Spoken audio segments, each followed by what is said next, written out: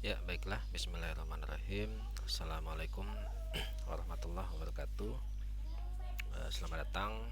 Kali ini kita akan membahas, ya, melanjutkan belajar kita tentang JavaScript di FreeCodeCamp. Ya, ini merupakan video ketiga, ya, tentang pad ini, ya, learning pad JavaScript, algorithm and data structure. Di video sebelumnya saya sudah sampai ini, ya, memanipulasi array menggunakan beberapa cara, ya. Terakhir adalah menggunakan unshift, dimana kita bisa memasukkan elemen array dari depan, ya. Kalau shift ini dari belakang, ya, dan lain-lain, ya. Ini bisa dilihat di video sebelumnya. Nah, kali ini kita akan lanjut ke materi selanjutnya, ya. Ini tentang shopping list. Nah, shopping list ini, ya, create a shopping list in the variable mylist, ya. Jadi membuat daftar belanja kemudian disimpan di variabel bernama mylist. The list should be a multidimensional array. Jadi list ini seharusnya adalah sebuah array multidimensional, ya, array beberapa dimensi, ya, array yang di dalamnya ada array lainnya, containing several subarray, ya. Jadi mylist ini nanti merupakan array yang di dalamnya ada array lainnya, ada subarray-nya, atau kita sebut sebagai multidimensional array. The first element in each subarray should contain a string. Jadi elemen pertama dari subarray itu nanti di dalam terdapat sebuah string, kemudian with the name of the item, dengan nama itemnya, ya. Misalkan di sini dicontohkan coklat bar, ya. Ini item pertama atau elemen atau subarray yang pertama, ya. Elemen dari subarray yang pertama adalah berupa string, yaitu contohnya coklat bar. Kemudian elemen kedua dari subarray-nya adalah berupa angka yang menunjukkan jumlah belanjanya, ya. Misalkan coklat bar ini belanjanya sebanyak 15 buah, ya. Jadi elemen keduanya adalah angka. Elemen pertama string menyatakan itemnya, nama itemnya. Lalu elemen kedua dari subarray-nya adalah number, menyatakan jumlah belanjaannya dari item tersebut. Ya, kita diminta di sini menambahkan, ya, there should be at least 5 subarrays in the list, ya. Jadi kita diminta untuk membuat minimal 5 subarray di dalam list ini. Kita langsung tambahkan saja, ya. Anggap saja ini subarray yang pertama. Bisa kita enter, ya, biar lebih rapi. Kita paste lagi sebanyak 5 buah, 1 2 3 4 5. Nah, misalkan item yang pertama coklat bar, item yang kedua biskuit, misalkan biskuitnya beli 10. Lalu item belanjaan yang ketiga adalah Indomie, misalkan Indomie ini saya beli 3 aja, ya, biar perutnya nggak panjang.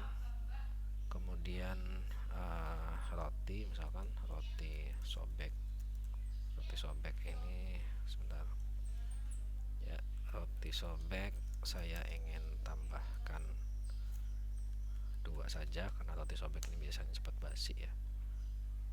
Ada lagi yang terakhir adalah biasanya parfum, ya, parfum 1,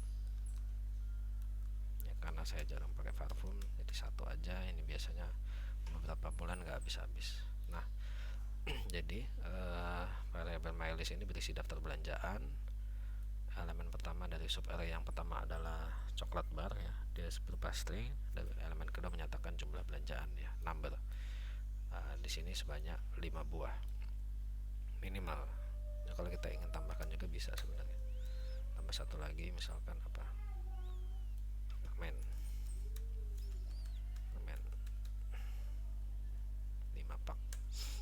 Oke, kita coba run test.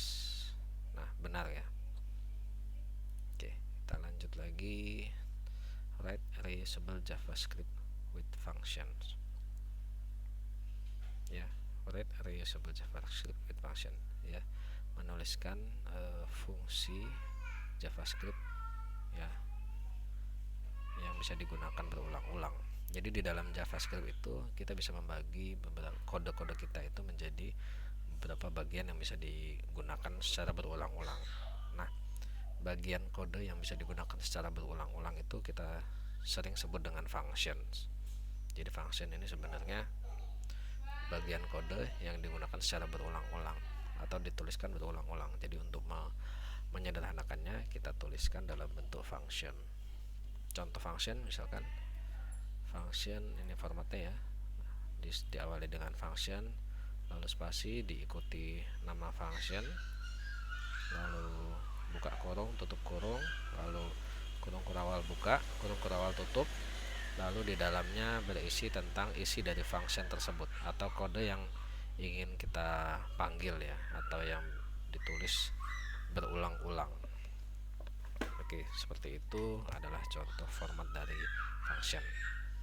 Oke, you can call or invoke this function by using its name followed by parenthesis, ya. Jadi parenthesis sebutannya, atau kurung kurawal, kurung buka, kurung tutup. Ya, jadi kita bisa panggilnya dengan memanggil namanya diikuti dengan ini parenthesis seperti ini. Nah, ini ya, lalu ditutup dengan titik koma. Each time function is called, it will print out the message hello world. Jadi kalau fungsi ini dipanggil, maka dia akan mencetak atau memanggil ini hello world. Dia akan menuliskan di konsol berupa tulisan hello world on the dev console, ya, di konsol ya. All of the code between the curly braces, ya. Semua kode di dalam curly braces ini ya, kurung kurawal buka, kurung kurawal tutup, ini will be executed every time the function is called. Jadi ketika fungsi dipanggil, maka semua yang berada di dalam ini akan dipanggil. Nah, ini challenge-nya adalah create a function called a reusable function which prints the string hi world. Jadi kita membuat fungsi dengan sebutan reusable function yang di dalamnya mencetak hi world to dev console. Kemudian panggil fungsi tersebut. Ya, pertama kita buat fungsi ya, formatnya function, lalu nama fungsinya reusable function, lalu parentes, kurung kurawal buka, kurung kurawal tutup, lalu di dalamnya kita mencetakkan console.log. Di sini ada kata-kata hi world. Ya, jangan lupa diakhiri titik koma, ya, seperti ini. Ini functionnya.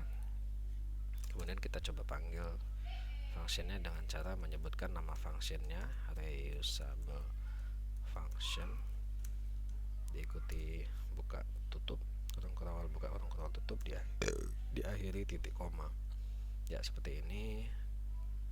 Ya, ini fungsinya, ini manggil fungsinya. Memanggilnya ya sesuai namanya.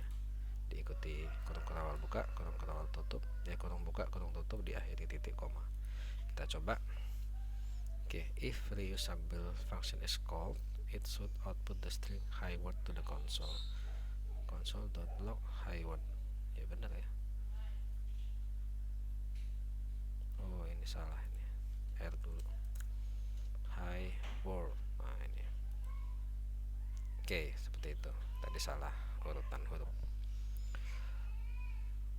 Kita lanjutkan.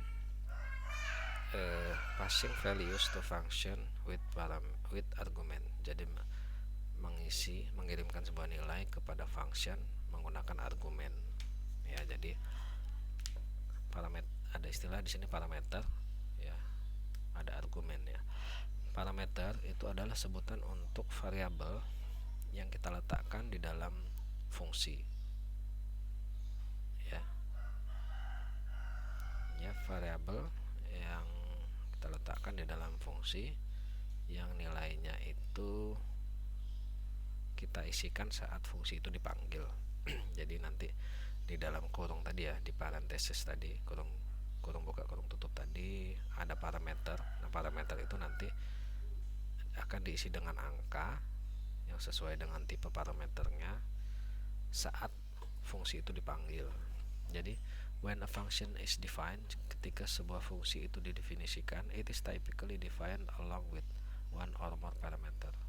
Ya, jadi biasanya didefinisikan dengan sebuah atau lebih parameter. Ya, the actual values that are input or passed. Input, kata-kata pass ini sebenarnya diinputkan ya. Nilai sebenarnya yang diinput kepada fungsi tersebut disebut dengan argumen. Ya, jadi ada istilah parameter dan ada juga istilah argumen. Kalau parameter itu ya saat kita mendefinisikan fungsinya. Jadi di dalam kurung buka kurung tutup itu ada parameternya. Lalu kalau saat kita panggil fungsinya, maka yang diisi di dalam kurung buka kurung tutup itu adalah argumen sebutannya. Nilainya itu disebut argumen. Kalau nama itunya ya disebut parameter. Nah, ini contohnya sebuah fungsi bernama testFun. Ini parameternya disebut dengan nama param1. Lalu parameter 2 nya disebut dengan param2. Oke, lalu console.log dia akan memanggil param1 dan param2. Oke, jadi ini disebut dengan parameter. Nah, nanti saat fungsi itu dipanggil, ini nilainya kita isi, maka itu nilai yang dimasukkan ke dalam parameter ini disebut dengan argumen. Oke, then we call test function like this ya, testFun lalu hello, word. Ya, we have passed to string to argument hello and word inside the function param1 will equal the string hello. Jadi param1 ini akan berisi hello, ini parameter 2 akan berisi word. Note that you could call test function again with different argument and the parameter will take on the value of the new arguments. Ya, jadi ini contoh ya. Ini argumen, ini argumen. Jadi bisa kita masukkan ke dalam parameter. Kalau parameter itu saat didefinisikan, tapi kalau saat dipanggil ini isinya adalah argumen ya, atau nilai untuk mengisi parameter 1. Jadi nilai yang dimasukkan atau dipass ya, dikirimkan ke parameter 1 itu disebut dengan argumen. Ya, di contoh ini adalah hello dan word. Hello ini dikirimkan ke parameter 1, word ini dikirimkan ke parameter 2. Lalu ini nanti akan dijalankan console.log param1 param2 seperti itu.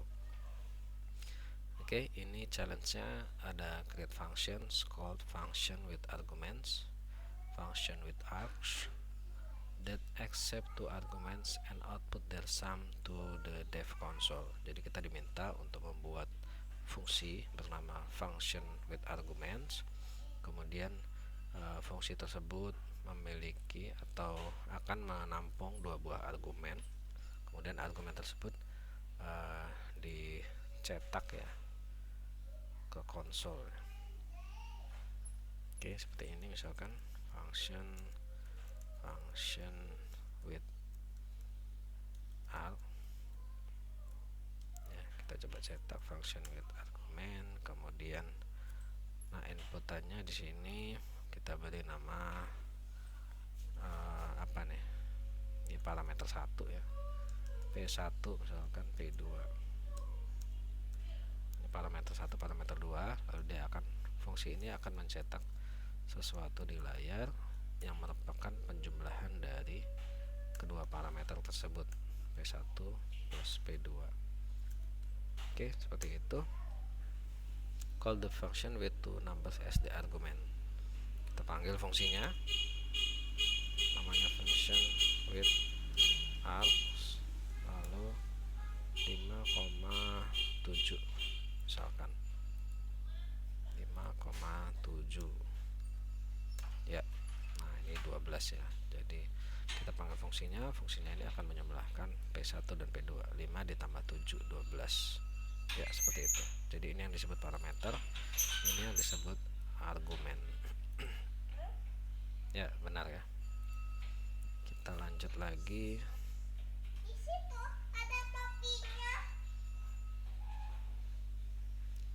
global scope and function. Ya, kita lanjutkan ya tentang global scope and function. In JavaScript ya, di JavaScript itu scope refers to the visibility of variable. Jadi kalau kita bicara scope artinya visibilitas atau penampakan dari sebuah variabel. Variable which are defined outside a function block have a global scope. Nah, jadi scope ini lingkup ya, lingkup dari sebuah fungsi biasanya. Jadi kalau sebuah lingkup dari sebuah variabel, variabel yang didefinisikan di luar fungsi itu disebut dengan global scope variable. Jadi dia istilahnya di global scope-nya adalah global. This means they can be seen everywhere in your JavaScript code. Jadi kalau global scope ini dia bisa diakses dari manapun ya. Kalau dia variabelnya didefinisikan di luar fungsi, artinya dimanapun di kode kita dia bisa diakses. Kemudian variable which are declared without the var keyword ya, are automatically created in the global scope. Jadi variabel yang dideklarasikan tanpa sebutan atau tanpa keyword var, secara otomatis dia akan dijadikan sebagai variabel yang lingkupnya global. Kemudian this can create unintended consequences elsewhere in your code or when running a function again. Ya, baik, kita lanjutkan kembali tadi tentang global scope and function. Jadi kalau sebuah variabel itu tidak dipanggil atau tidak dideklarasikan dengan keyword var, maka dia secara otomatis dia menjadi lingkupnya adalah global atau bisa diakses dari mana saja. This can create unintended consequence elsewhere in your code or when running a function again. You should always declare your variable with var. Jadi meskipun bisa tidak kita deklarasikan dengan var, maka akan tetapi kita harus sebaiknya mendeklarasikan, karena nanti akan menimbulkan ketidakkonsistenan ya pada kode yang kita tuliskan. Jadi sebaiknya setiap variabel itu kita deklarasikan dengan var. Oke, challenge-nya adalah using var ya, menggunakan var, deklarasikanlah sebuah global variabel dengan nama myGlobal1 ya, di luar dari outside of any function, di luar semua function. Inisialisasi it with a value of 10. Jadi buat variabel dengan nilai. Oke, kemudian di dalam function fun1 isi assign 5 to oops global without using the var keyword. Jadi ada variabel oops global kita isi dengan 5, tapi kita deklarasikan tanpa keyword var. Oke, kita coba. Jadi di dalam fungsi fun1 kita buat sebuah variabel bernama oops global. Kita isi dengan 5 ya, tapi kita tidak gunakan keyword var. Kemudian pada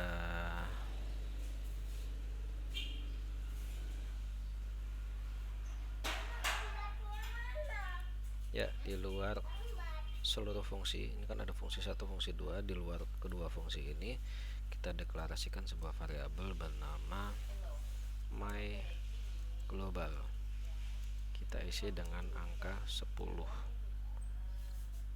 Oke, seperti ini ya. Kemudian function 2 myGlobal 10 oops global 5 ya, seperti ini. Kemudian jika type of myGlobal tidak sama dengan undefined, maka outputnya adalah myGlobal adalah myGlobal. Oke, jika oops global itu ada isinya, maka outputnya adalah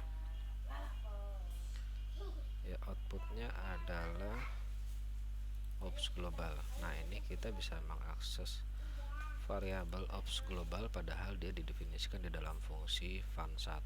Jadi artinya jika sebuah keyword itu dideklarasikan tanpa menggunakan keyword var, ya, jika sebuah variabel dideklarasikan tanpa menggunakan keyword var, dia secara otomatis akan menjadi global scope, ya, atau bisa diakses dari mana saja.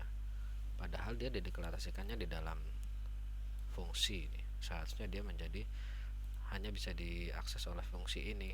Nah, ini kalau seperti ini tentu saja akan menimbulkan kebingungan, ya.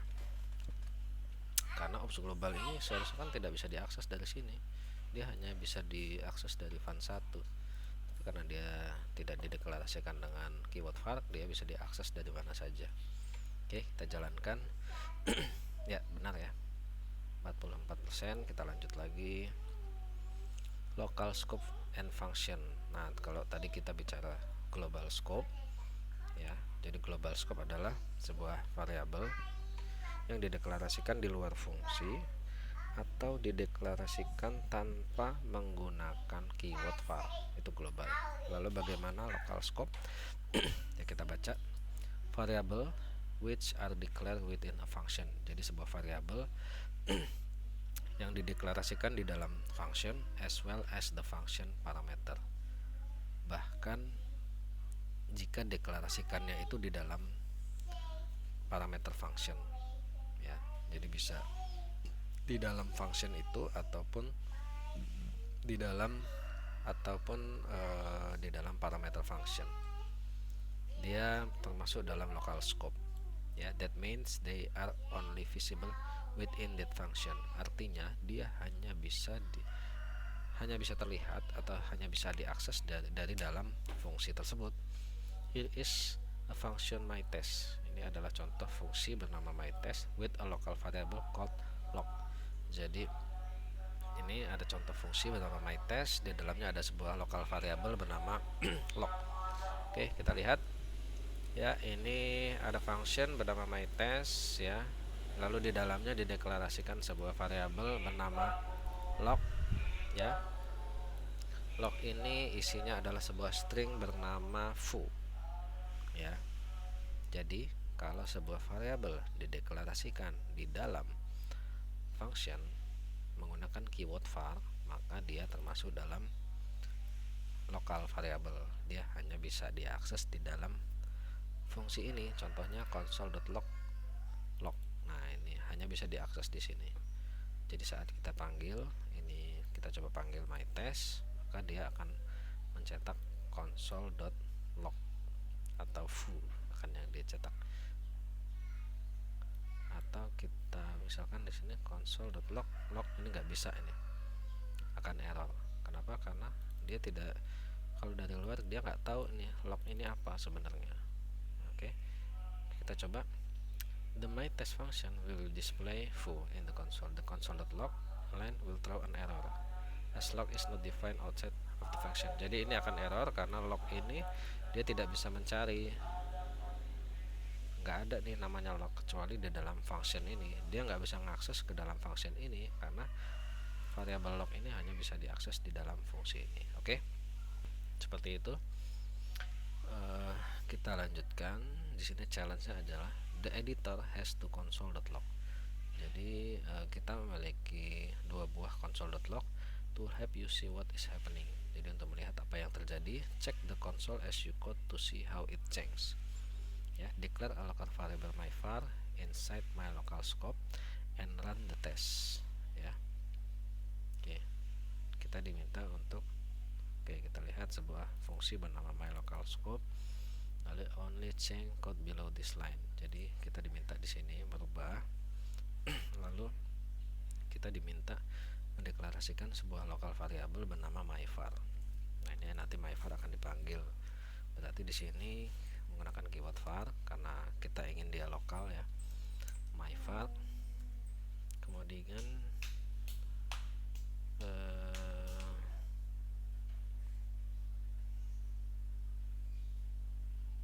ya, var myvar.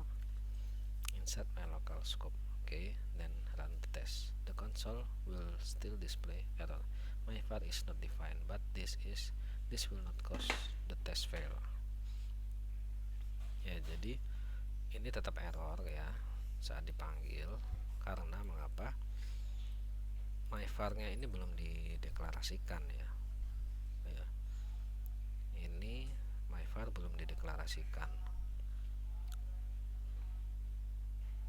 Ya.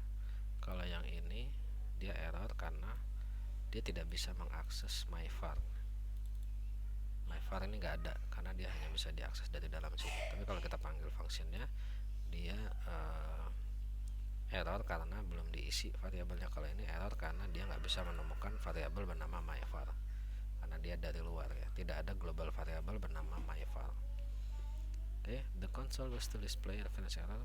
Myvar is not defined, but this will not cause the test to fail. Oke, kita coba jalankan. Ya, benar ya. Oke, kita lanjutkan lagi. Global versus local scope and function. Jadi global and local scope and function. Ya, tentang global versus local scope dalam sebuah fungsi. Ya, it is possible to have both local and global variable with the same name. Ya, jadi jika ada sebuah variabel yang nama samanya itu bisa, tapi dia harus salah satunya lokal, salah satunya global. When you do this, the local variable takes precedence over the global variable.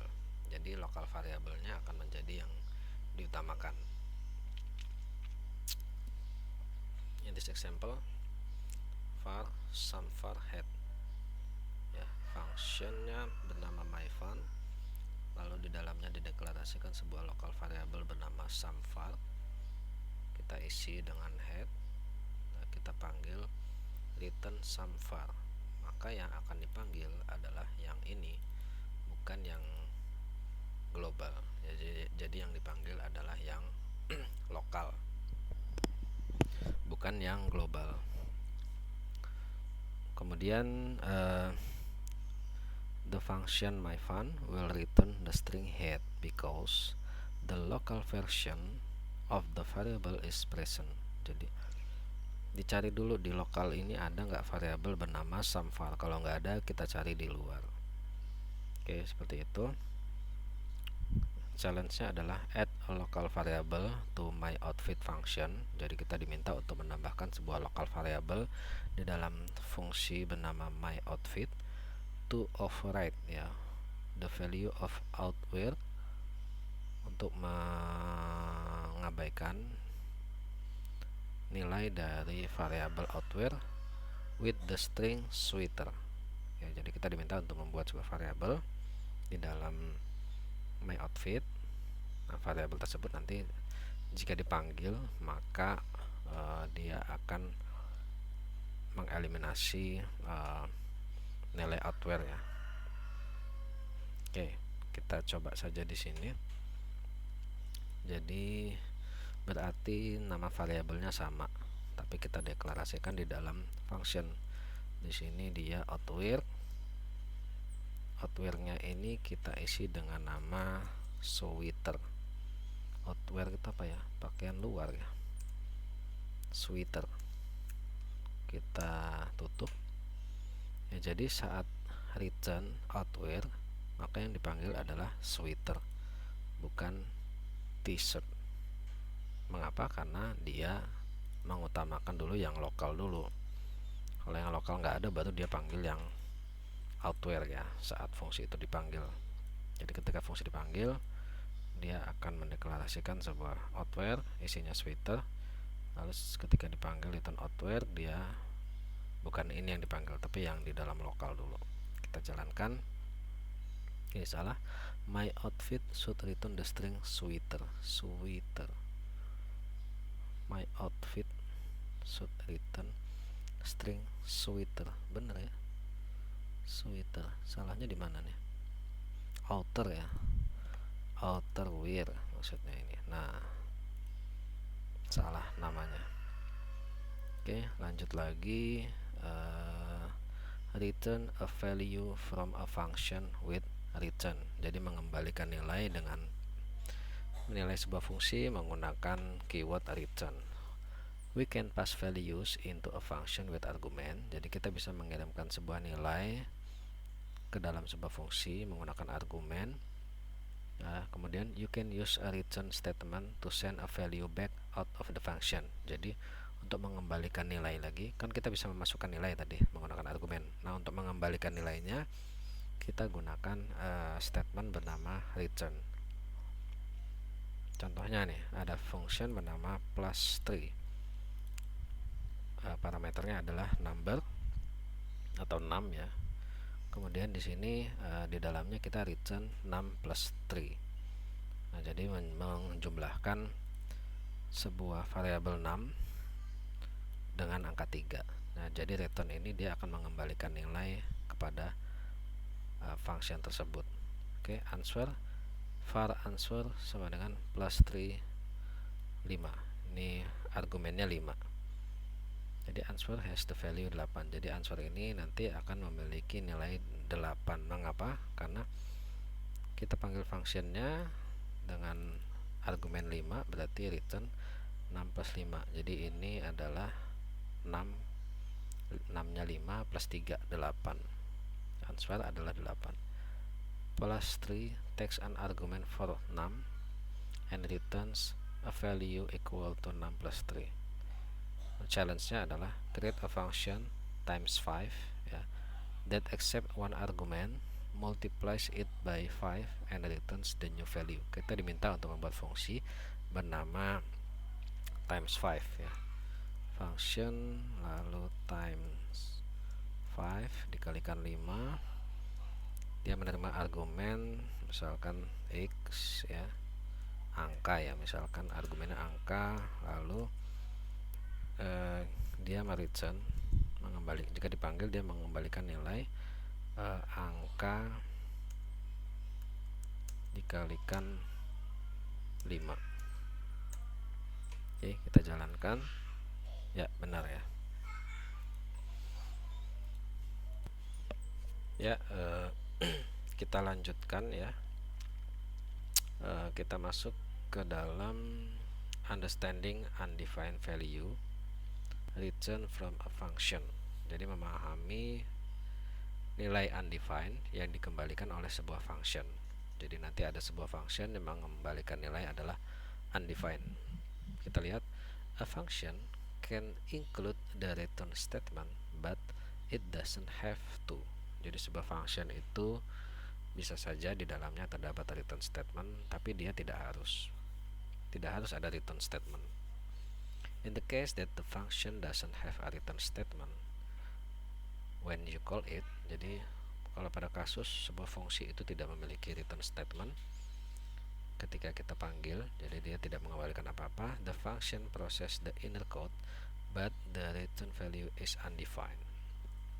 Jadi kalau kita bicara sebuah fungsi yang tidak mengembalikan nilai, ya bukan fungsi yang tidak mengembalikan nilai ya, jika tidak ada statement return di dalam fungsi tersebut, ya artinya dia returnnya adalah undefined. Jadi dia hanya menjalankan baris perintah yang ada di dalam fungsi tersebut. Dia tidak mereturn apa-apa, fungsinya tidak mengembalikan apa-apa, tapi yang di return hanya undefined. Contohnya nih ya, ada variable sum isinya 0, lalu ada sebuah fungsi bernama addSum, dia akan meminta inputan berupa 6 ya, angka ya, lalu sumnya adalah sum plus 6. Nah ini jadi kalau kita panggil addSum 3, artinya di sini adalah 0 tambah 3, jadi seharusnya 3, tapi karena dia tidak return, maka dia hanya menjumlahkan aja bahwasanya ada 3, tapi dia tidak di return, tidak dikembalikan jika dipanggil. Jadi jika dipanggil maka returnnya adalah undefined. Mengapa? Karena dia tidak ada statement return di dalam fungsi tersebut. AddSum is a function without a return statement. Ya, the function will change the global sum variable ya, but the return value of the function is undefined. Jadi sumnya ini berubah, tapi fungsi tersebut tidak memiliki return value atau returnnya adalah undefined. Oke, kita lihat challenge-nya. Buatlah sebuah function bernama add5 tanpa argumen apapun. Kemudian fungsi tersebut menambahkan angka 5 kepada sebuah angka kepada variabel sum.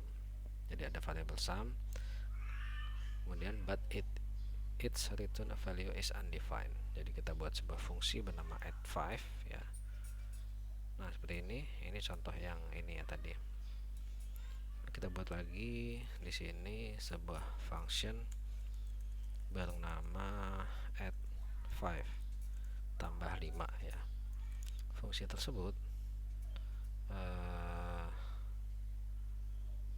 akan menjumlahkan sum dengan 5 seperti ini ya. Tidak ada argumen apa-apa, lalu dia akan menjumlahkan sum dengan 5. Nah, jadi ketika dipanggil ya add3, kita dipanggil ya sum ini adalah 5 ya. Nah, sum ini adalah 3. Kemudian ini berarti 8 nih, add5 nih. Kita lihat ya. Console.log add3.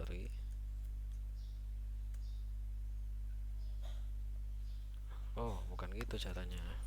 Tadi kita panggil. Oh, udah dipanggil aja ya. add3. Nah, ini tidak mengembalikan nilai apa-apa. Padahal kalau ditambahkan return di sini, dia akan menjadi outputnya ini apa nih?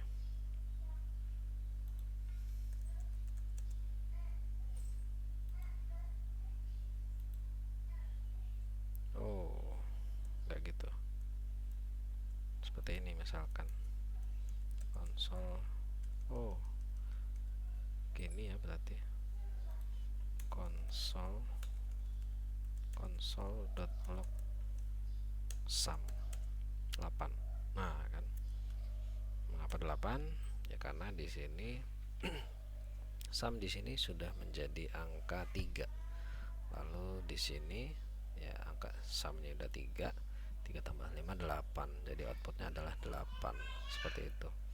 Tapi di sini karena dia tidak ada return-nya, maka dia fungsi ini tidak mengembalikan nilai atau nilai yang dikembalikan adalah undefined. Oke, kita jalankan ya, benar ya. Kita lanjut kembali assignment with a return value. Assignment with a return value. Kita baca, if you will recall from our discussion of storing values with the assignment operator ya. Jadi kalau kita lihat ya, kalau kamu ingat-ingat pembahasan kita tentang menyimpan nilai menggunakan operator assignment ya, sama dengan everything to the right of the equal sign is resolved before the value is assigned. Jadi yang di sebelah kanan sama dengan itu akan diselesaikan dulu, baru dimasukkan ke dalam variabel di sebelah kirinya. This means we can take the return value of a function and assign it to a variable. Jadi kita bisa mengambil return value dari sebuah function dan kemudian memasukkan ke dalam variabel tersebut. Oke, kita lanjut lagi. Asumsikan bahwa we have predefined function sum which adds two number together. Ya, then our sum sama dengan sum 5,12. Jadi akan memanggil sebuah fungsi bernama sum yang mengembalikan nilai 17, yaitu penjumlahan antara 5 dan 12, kemudian memasukkan ke dalam variabel our sum seperti itu. Nah, ini ya, kita bisa menjumlahkan ya, memberi nilai menggunakan return value ya, ditambahkan terhadap angka tertentu. Oke, seperti ini. Kita bisa memasukkan, melakukan assignment juga menggunakan return value. Ini kan memiliki return value-nya adalah 12 ya. Anggap saja sum ini menjumlahkan dua buah angka ya, 5 dan 12, berarti akan dipanggil sebuah function. Ini return value-nya adalah 17, maka 17 ini dimasukkan ke our sum, variable our sum. Jadi ini jadi teknik atau urutan ya dalam assignment ini adalah bagian kanan akan diselesaikan dulu. Kalau sudah selesai maka baru dimasukkan ke dalam variabel tersebut. Oke, kita lihat challenge-nya. Challenge-nya adalah panggil the process argument function with an argument of 7. Jadi panggil fungsi bernama proses arg dengan argumennya 7, kemudian masukkan return value-nya ke dalam variabel proses. Jadi ada variabel bernama proses, dia diinisialisasi dengan nilai 0, kemudian ada fungsi bernama proses arg dengan parameter 6 yang mengembalikan nilai adalah 6 plus 3 dibagi 5. Jadi kita diminta untuk memanggil fungsinya, ya kita panggil proses arg, kemudian dalamnya 7 ya, mau mengirimkan argumen 7 ya, hanya seperti itu. Kemudian dimasukkan ke dalam variabel proses. Oke, seperti ini berarti. Jadi baru dimasukkan ke dalam variabel bernama proses ya. Jadi variabel proses ini akan diisi dengan nilai return value dari fungsi ini. Jadi fungsi ini dipanggil, dia akan menghasilkan angka 7 tambah 3, 10 bagi 5, 2. Jadi proses ini hasilnya adalah 2 ya. console.log proses 2 ya. Nah, seperti itu. Oke, kita coba jalankan, benar ya. Ya, mungkin satu lagi ya. Satu challenge lagi. Stand in line. In computer science, a queue apa yang bacanya? Antrian is an abstract data structure where items are kept in order. Jadi dalam computer science itu sebuah antrian adalah struktur data abstrak di mana item-itemnya itu disimpan sesuai urutan. New items can be added at the back of the queue and old items are taken off from the front of the queue. Write a function next line which takes an array arg and number item as argument, add the number to the end of the array, then remove the first element of this array. The next line function should then return the element that was removed. Ya, jadi antrian itu adalah struktur data, struktur cara menyimpan data yang disimpan dalam sebuah urutan ya. Item baru akan ditambahkan kepada back of the queue, jadi antrian paling belakang. Jadi kalau ada item baru masuk, dia akan diletakkan paling belakang, dan items yang paling awal masuk dia akan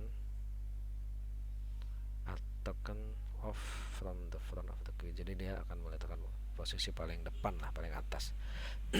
Kemudian write function next line which takes an array arg. Oke, kita lihat saja di sini. Next line, lalu R ini adalah array ya. Lalu itemnya apa? Only change the code below. Add the number, berarti line, oke. As argument ya. Add the number to the end of the array. Add the number to the end of array. Add the number of the end to the array.